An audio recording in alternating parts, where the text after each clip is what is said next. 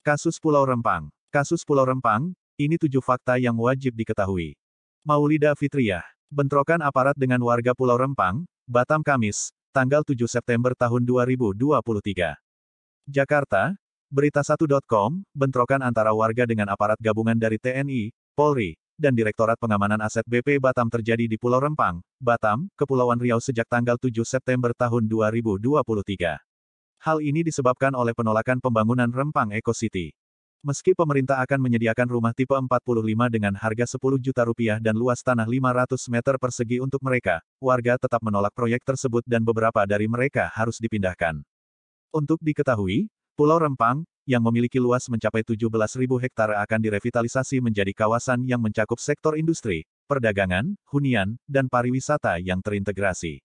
Inisiatif ini bertujuan untuk meningkatkan daya saing Indonesia di kawasan Asia Tenggara.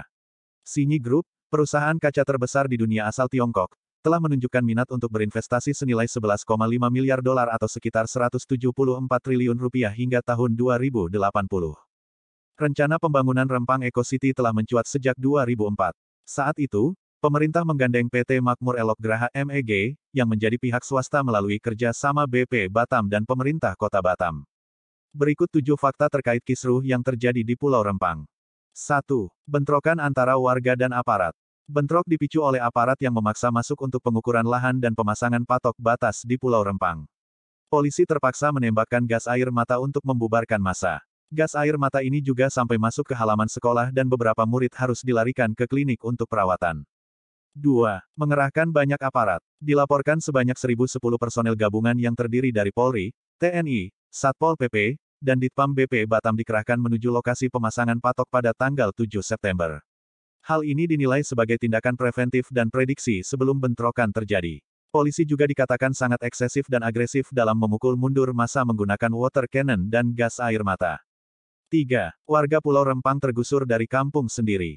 Masyarakat adat yang tinggal di 16 kampung tua di Pulau Rempang menolak keras untuk direlokasi. Mereka menganggap kampung-kampungnya memiliki nilai historis dan budaya yang sangat penting. 4. Sebanyak 3 kampung terdampak. Kepala BP Batam Muhammad Rudi menyatakan ada 3 perkampungan yang mencakup kawasan pembangunan pabrik, sehingga harus direlokasi dalam waktu dekat. Karenanya sejak Juni tahun 2023, BP Batam sudah melakukan sosialisasi kepada masyarakat yang akan direlokasi terkait hak-haknya yang akan diberikan pemerintah. 5. Sebagian kecil warga setuju relokasi. Sekitar 91 warga dari 3 kampung yang terdampak telah sepakat untuk direlokasi. Total keseluruhan warga di 3 kampung tersebut sebanyak 700 keluarga. Pihak BP Batam sendiri juga telah menyiapkan dana 1,6 triliun rupiah untuk merelokasi warga.